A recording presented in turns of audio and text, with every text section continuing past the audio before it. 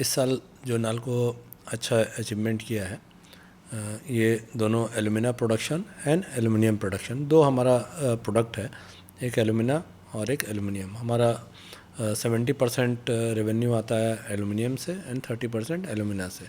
तो दोनों ही क्षेत्र में हमने अच्छा प्रोडक्शन किया है और इसका पूरा श्रेय जाता है हमारे सभी एम्प्लॉइज़ को।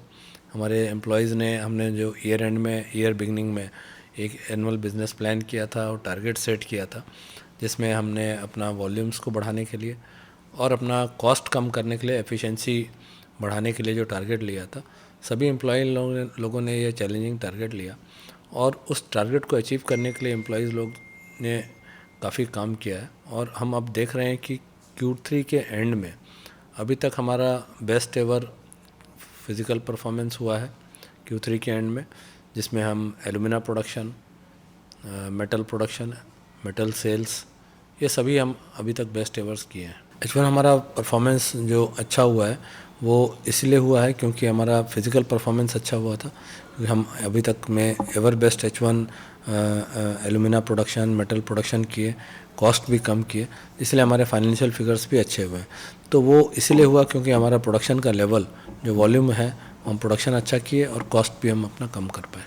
फ्यूचर प्लान हमारा है, अभी हमारा एलुमिना प्रोडक्शन जो कि 2.1 मिलियन टन है, ये हमारा जून में 5th स्ट्रीम रिफाइनरी भी कमीशन होगा, जो कि 2.1 से बढ़ के 3.1 मिलियन टन हो जाएगा।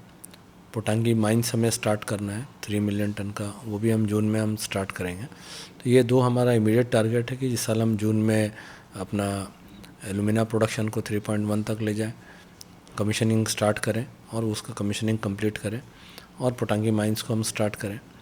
इसके बाद हमारा जो एग्जिस्टिंग एल्युमिनियम स्मेल्टर है, जो कि 0.46 मिलियन टन का है, उसमें हमें 0.5 मिलियन टन का और स्मेल्टर ऐड करना है। उसके साथ में एक पावर प्लांट आएगा 1080 मेगावाट का। इसके लिए हमें 4 से 5 साल टाइम लगेगा। तो इसके लिए हम DPR बनाना और बाकी प्रोसेस स्टार्ट कर दिए हैं। तो ये हमारा टारगेट है कि 2030 या 2031 तक ये 0.5 मिलियन टन का एक स्मेल्टर और पावर प्लांट साथ में लेके आए। आत्मनिर्भर भारत में जो गवर्नमेंट के बहुत सारे अभी गाइडलाइंस आए हैं, जिसमें MSME सेक्टर्स को हमें सपोर्ट करना है और लोकल वेंडर्स को सपोर्ट करना है। उसमें जो गवर्नमेंट के गाइडलाइंस हैं कि MSMEs को 20%, 25% ऑर्डरिंग होना चाहिए, जेम में 100% ऑर्डरिंग होना चाहिए। ये सभी गाइडलाइंस हम फॉलो कर रहे हैं और हमारे जितने भी प्रोक्योरमेंट्स होते हैं उसमें हम कोशिश करते हैं कि हमारा 25% से ज़्यादा, 30% से ज़्यादा MSMEs को, लोकल वेंडर्स को सपोर्ट करने के लिए और भी हम जो कर सकते हैं उसमें हम कर रहे हैं। मिनिस्ट्री ऑफ माइंस का जो विज़न डॉक्यूमेंट है उसमें आत्मनिर्भरता के लिए, उसमें ये बताया गया है कि आगे आने वाले टाइम में एल्युमिनियम का रिक्वायरमेंट इंडिया में बढ़ेगा। अभी एल्युमिनियम का कंजम्पशन इंडिया में 5 मिलियन टन है, 2030 तक 8 मिलियन टन होगा, 2040 में 18 मिलियन टन और 2047 में करीब करीब 28 मिलियन टन। और उसमें दूसरा है कि वैल्यू एडेड प्रोडक्ट्स जो कि इंडिया में काफ़ी इंपोर्ट होते हैं, तो वैल्यू एडेड प्रोडक्ट्स के लिए हमें आत्मनिर्भर होना है, वो प्रोडक्ट को हमें इंडिया में बनाना है, स्पेशल ग्रेड एल्युमिनियम। तो इसीलिए हम अपना एक्सपेंशन जो प्लान कर रहे हैं, तो जो डिमांड बढ़ेगा वो डिमांड को फुलफ़िल करने के लिए हम अपना कैपेसिटी बढ़ाएंगे और यहाँ जो प्रोडक्ट बनाएंगे हम वैल्यू एडेड प्रोडक्ट बनाएंगे और ऐसे प्रोडक्ट्स भी बनाएंगे जो इंपोर्ट होते हैं और इंडिया में हमें उससे सेल्फ सफिशिएंसी मिले। कस्टमर्स एक बहुत ही इंपॉर्टेंट एरिया है। कस्टमर्स का जो रिक्वायरमेंट है वो उसको हमेशा हम ध्यान में रखते हैं। इसके लिए हम रेगुलर कस्टमर मीट करते हैं, कस्टमर से इंटरेक्शन करते हैं।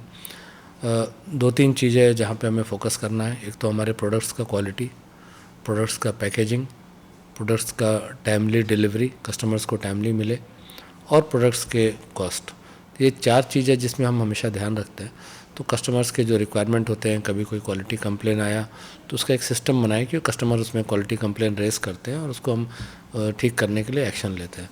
पैकेजिंग में कोई कंप्लेन आता है तो उसको ठीक करते हैं। स्टॉक प्राइस बढ़ रहा है, नाल्को का कंपनी का परफॉर्मेंस अच्छा है और हमारा टारगेट है कि हम ये परफॉर्मेंस कंटिन्यू करेंगे आगे आने वाले टाइम में, ताकि इन्वेस्टर्स को हमारे पर कॉन्फिडेंस हो और जो हम अपने एक्सपेंशन प्लान लिए हैं वो एक्सपेंशन प्लान को टाइमली, जो हमारा रोड मैप लिए हैं, रोड मैप के हिसाब से एक्सपेंशन प्लान को कंप्लीट करें। ग्लोबल चैलेंजेस जो है, एक तो एल्युमिना का प्राइस काफ़ी कम हुआ है। एल्युमिना के प्राइसेस कम हुए हैं क्योंकि एल्युमिना मार्केट में एक्सेस अवेलेबल है।